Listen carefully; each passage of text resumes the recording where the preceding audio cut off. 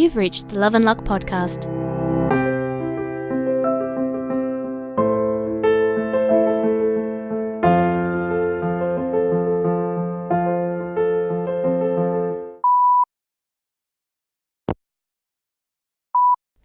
Hey, Jason. It's Victor. My mother called me. She said she wants to make peace. She wants to get lunch. I was wondering, would you be okay with coming along? I'd feel better about it if I had you there with me. I do want to see her, and I would really like things to get better with my family. I'm just scared, and I'd really like it if you could hold my hand, you know? Yeah, if you're not okay with it, that's totally fine, I get it. I know you've probably had enough shitty parent drama for a while. But, yeah, it would really help me a lot. Let me know. Thanks. Victor, of course I'll go with you. And I'm sure if you want more backup, everyone else here at the bar would be happy to help out too. You know we love you, Victor. We're here for you. Hey, honey. Bedtime voicemail. I've got something on my mind. I'm really worried about Victor and his mum. I mean, it could be fine. She could be serious about wanting to make up, but, I mean, the shit his dad did. Plus, I mean, she was at best okay with kicking her son out of home, and at worst a main part of that decision. It doesn't feel optimistic, you know? I don't want Victor to get his hopes up for too much, I guess. But let's assume the best. Let's assume she's really wanting to make peace. What if it fails? What if it just opens up more hurt than it heals?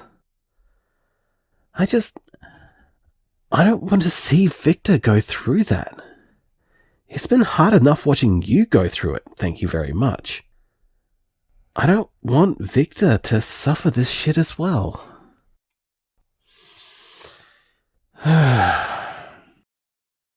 Hopefully it will be fine and I'll feel really silly about all these worries afterwards. Hopefully she'll be sorry and lunch will be great and Victor will have a renewed connection with his family. Why does that just not feel likely?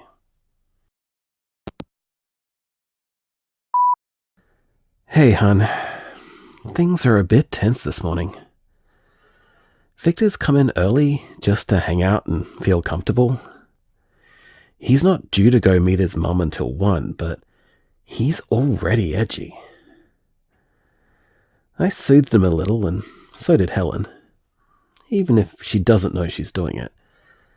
But regardless, it's helping a lot. He looks less jittery than he did 20 minutes ago. I really hope things go well today. I'm glad you'll be going with him.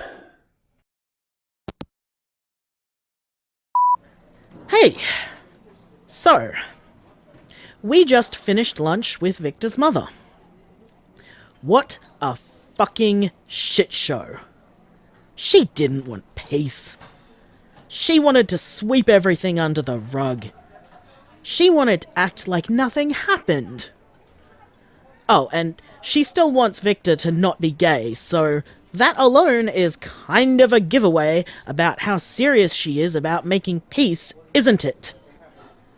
She wants him to just be normal, and if he can't love women, then, quote, there's nothing wrong with being a permanent bachelor.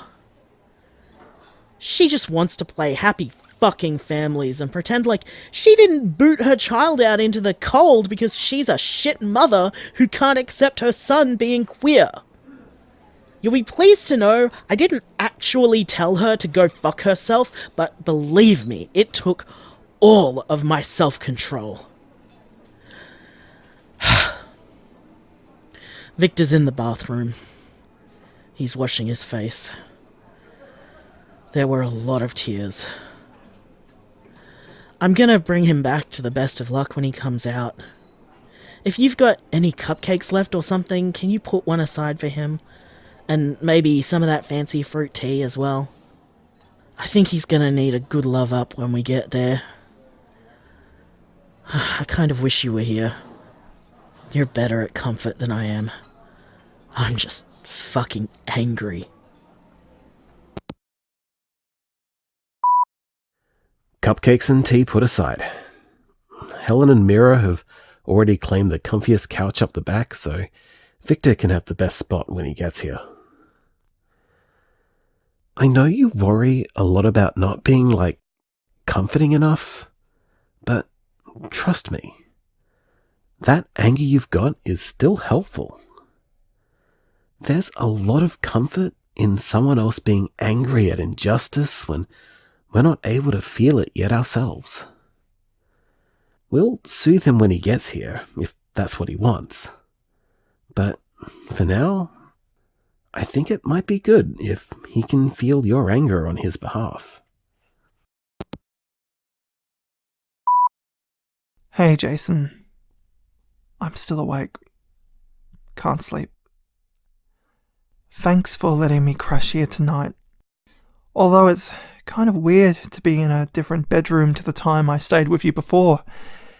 I can't say I mind not having to climb the staircase to get to it, though. I feel so stupid about today. I really thought maybe we could work something out. I thought that maybe Dad had calmed down and maybe Mum had reconsidered her position or something. I don't know. I'm sorry I dragged you into this. I should have known better. But, you know what? Even though it was horrible, coming back here to the bar and having everyone here hug me and tell me they love me and get me tea and hang out with me and tell me that I'm okay and I'm normal and that it's my parents' loss for not wanting me, that was really meaningful and really almost magical. It was like stepping through a portal from a shitty world to a perfect one. Even if my parents don't want me, that's fine. Everyone here wants me. Everyone here loves me. I have more love and support here than I ever did with my blood family. And I wouldn't have any of that if you hadn't helped me when I first came here. I don't know if I can ever really repay you for that. I know I thank you for taking me in a lot, but everything a family is supposed to have, I found here. Thanks to you and Kane. Thank you.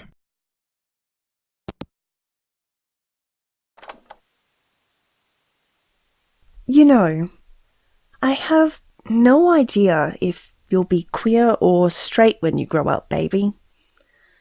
I've told you before, I hope you're queer. But even if not, that's okay. But the thing is, you're still gonna have a queer mother. So, I'm still going to need to teach you some stuff, even if you end up being straight yourself. The world can be cold towards queer people. A lot of people think we're not even human. Even a lot of nice people still think that we're unnatural and not really worth considering as a part of society. But we are, baby. Of course we are. The thing is, even people who don't think that, they still live in a society that does. And we live in that society too. So even if you're not close to the actual mean people, it can still get tiring sometimes to exist in a world that hates you. So, here's a secret from your queer mama. You need to find oases. You need to find pockets of space and time with people you love and who love you, where everything is okay. You need to find places where you are welcome and valued. You need to find people who are kind to you. And then you must be kind to them too, and welcome and value them too. When you do this, you create bubbles in society. Strong bubbles that give you air when you're drowning beneath the waves. Bubbles that can raise you up again when you've sunk so low that you can't see the light anymore. These bubbles are very important, and you must tend them gently and add your air to them whenever you're able. Because that's how we survive in the world, baby. We fight when we need to, and then we rest when we need to as well.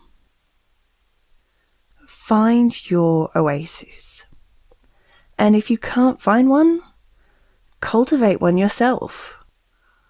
All it takes to start one is a single person making the time and space for kindness, both towards themselves and others. Big bubbles can grow from very small lungs.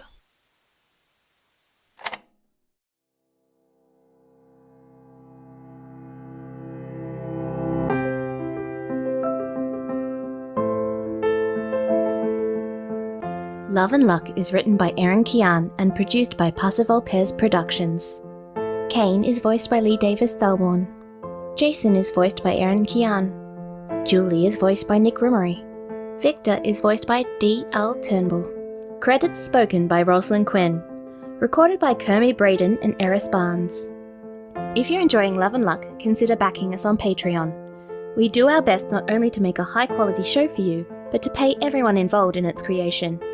Your monthly donation will be directly supporting queer art by queer people. Pledge now at patreon.com/ParsifalPez. That's patreon.com/PASSERVULPES. For more information about Love and Luck, check out our website, loveandluckpodcast.com. You can also find us on Facebook as Love and Luck Podcast, on Twitter as @LoveLuckPodcast, and on Tumblr and Instagram as Love and Luck Podcast, or one word.